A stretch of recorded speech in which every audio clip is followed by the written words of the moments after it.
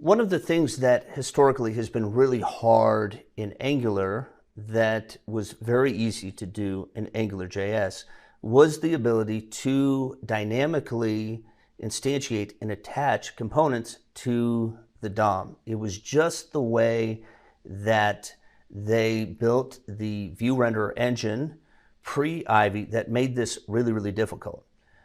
With I would say, the migration into Ivy, this became a lot easier.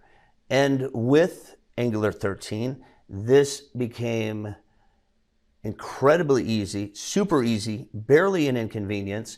And so I want to show an example about how to take a number of components and dynamically attach them to the DOM. And so we have a dynamic components example here. There's nothing happening yet, but I assure you I do not have any aces up my sleeve, or do I? And with that, let's look into our code. Now, the one thing that I do want to show, again, this would be the equivalent of like nothing on my sleeve, is that inside of my dynamic component, all I have is just this toolbar, nothing else. And within my dynamic component class, I have a little bit of setup code here, which is fairly simple. I have a shapes array with a number of shape objects. So type square, square, triangle, circle, square, triangle. And the one thing that I have done for convenience is I've created a hash map mapping the type of the shape to a component, to its equivalent component. So circle, if you can believe it, is mapped to a circle component, and so forth.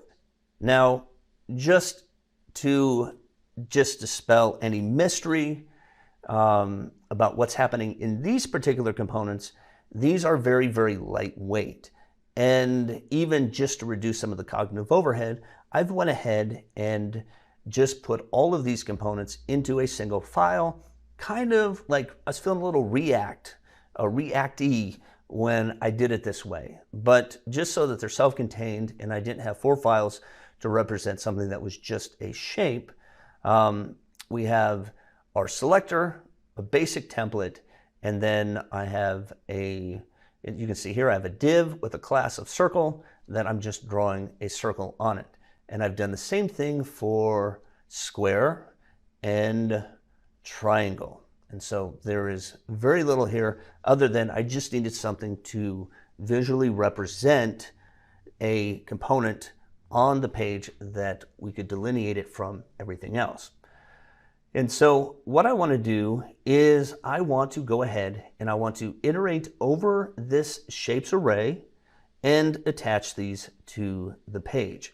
Now, in order for this to work, I need to add in view container ref. So private, and we'll go view container ref.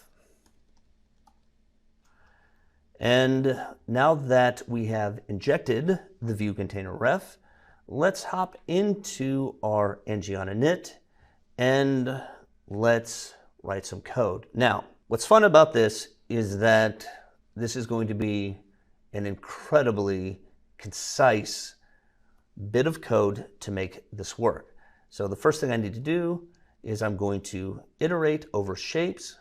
And so I haven't even gotten to the good part yet.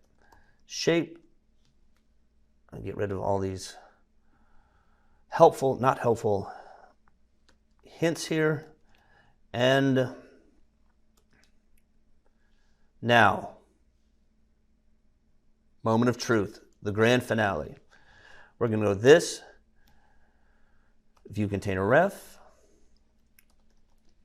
create component, and from here, we're going to look up our components, and we're going to go shape.type.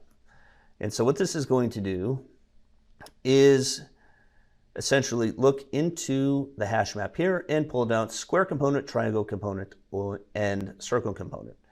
And so this entire example comes down to this single line, which I think is really awesome. So view container ref dot create component.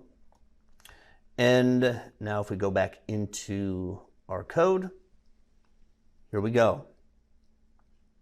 And so that was almost too easy. It kind of feels like a trap, but I assure you it's not. But let me, before we end this particular example, I want to just illustrate a use case where this can be very, very, very handy.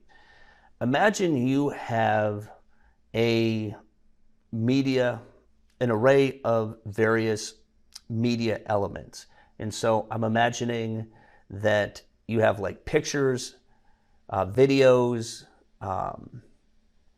text, or whatever it is, and you are able to create an interface that across the different media types that it is consistent. And so you might have on their data, and so it might be like media.data, and in there you might have the URL to either the video or the picture or the text for the note. And within that, you would have a media.type.